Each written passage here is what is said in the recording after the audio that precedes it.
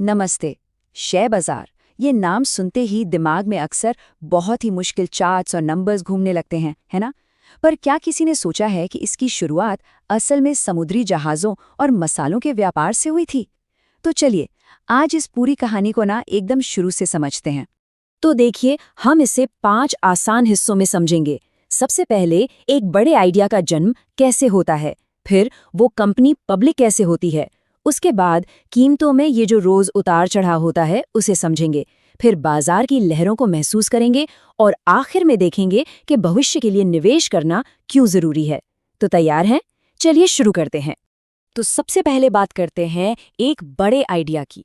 देखिए, हर बड़ी कंपनी की शुरुआत एक छोटे से विचार से होती है, लेकिन उस विचार को असलियत में बदलने के लिए पैसों की जरूरत पड़ती है। और बस यहीं से शेयर बाजार की कहानी शुरू हुई, एक बहुत बड़ी प्रॉब्लम के एक बहुत ही स्मार्ट सॉल्यूशन के तौर पर। चलिए जरा कल्पना करते हैं, हम पहुंच गए हैं 17वीं सदी में। एक कंपनी है डच ईस्ट इंडिया कंपनी।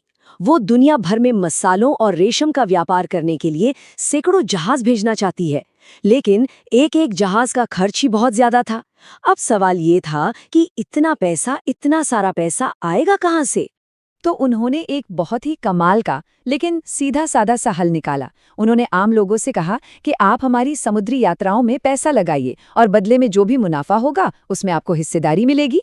इसी हिस्सेदारी को आज हम शेयर कहते हैं। और मजे की बात यह है कि ऐसा करते हुए उन्होंने अनजाने में ही दुनिया के पहले शेयर बाजार की नींव रख दी थी। तो ये तो थी कहानी की शुरुआत। चलिए अब सीधे आज के ज़माने में आते हैं और देखते हैं कि वही पुराना आइडिया आज कैसे काम करता है, जब एक नई कंपनी को अपने सपनों को पंख देने के लिए पैसों की ज़रूरत होती है। इसे अच्छे से समझने के लिए चलिए एक उदाहरण लेते हैं। मान लीजिए एक नई कॉफ़ी कंपनी है जो बहुत अच्छी कॉफ़ी बनाती है और अब पूरे देश में अपने कैफ़े खोलकर बिजनेस को बड़ा करना चाहती है। और यहीं से खेल में एंट्री होती है आईपीओ की, यानी इनिशियल पब्लिक ऑफरिंग। ये वो तरीका है जिससे कोई भी प्राइवेट कंपनी पहली बार आम जनता के लिए अपने दरवाजे खोलती है। वो अपनी कंपनी की हिस्सेदारी के छोटे छोटे टुकड़े यानी शेयर्स आम लोगों को बेचती है। तो हमारी ये जो कॉफी कंपनी है वो 3 आसान से स्टेप्स फॉलो करेगी। पहले वो बड़े बड़े इन्वेस्टर्स को अपना बिजनेस प्लान दिखाएगी। फिर वो इन्वेस्टर्स कंपनी को पब्लिक मार्केट में लॉन्च होने में मदद करेंगे। और बस इसके बाद कोई भी उस कंपनी का स्टॉक खरीद सकता है। तो समझने वाली बात यह है कि जब कोई उस कॉफी कंपनी का स्टॉक खरीदता है तो वो सिर्फ एक कागज का टुकड़ा नहीं खरीद रहा, मतलब वो एक तरह से उस कंपनी का हिस्सेदार या कह लें कि छोटा मोटा मालिक बन जाता है। और उसके लगाए हुए पैसे से कंपनी को और भी बड़ा बनने में मदद मिलती है। ठीक है, तो अब आते हैं उस सवाल पर जो शायद सबके दिमाग में घूमता है। आखिर ये स्टॉक की कीमतें हर दिन हर घंटे ऊपर नीचे क्यों होती रहती हैं? इसको ना एक सीसो वाले झूले की तरह समझे। जब हमारी कॉफी कंपनी के स्टॉक को खरीदने वाले लोग ज्यादा हों तो उसकी डिमांड बढ़ जाती है और कीमत ऊपर चली जाती है। लेकिन अगर खरीदने वालों से ज्यादा लोग उसे बेचना चाहें तो कीमत नीचे आ जाती है। सारा खेल डिमांड और सप्लाई का है। और देखिए, जब कीमत ऊपर जाती है ना, तो ये कंपनी के लिए बहुत ही अच्छी खबर होती है। इससे कंपनी को नए कैफे खोलने या और अच्छी कॉफ़ी बीन्स खरीदने के लिए पैसा मिलता है और साथ ही मार्केट में उसकी ओवरऑल वैल्यू भी बढ़ जाती है। लेकिन हाँ, इसका ठीक उल्टा भी हो सकता है। अगर लोगों को लगे कि अरे ये कॉफ़ी कंपनी अब उतना अच्छा नहीं कर रही है, तो वो अपने शेयर्स बेचना शुरू कर देते हैं। तो जाहिर है शेयर की कीमत गिरेगी और साथ ही कंपनी की वैल्यू भी कम हो जाएगी। पर रुकिए, कहानी में एक और ट्विस्ट है। कीमतें सिर्फ कंपनी अच्छा कर रही है या बुरा, इस पर निर्भर नहीं करती। बहुत सी बाहरी चीजें भी हैं जो इन पर असर डालती हैं।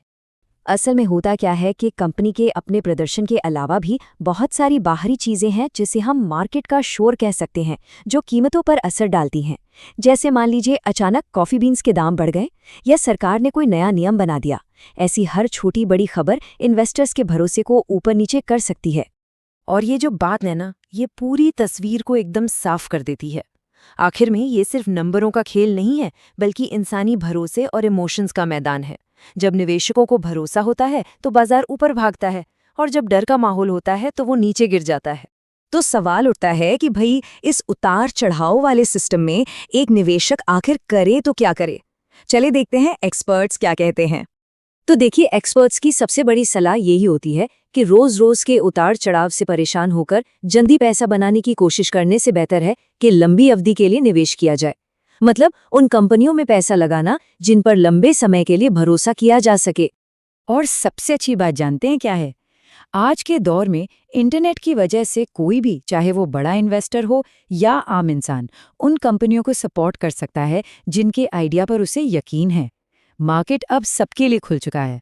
तो अब जब हम ये सारी बेसिक बातें समझ गए हैं, तो असली सवाल अब आता है, वो कौन सी कंपनियां या वो कौन से आइडियाज हैं जिनमें भविष्य की एक मजबूत तस्वीर दिखती है। और जानते हैं, हर निवेश की शानदार यात्रा इसी एक सवाल के जवाब से शुरू होती है।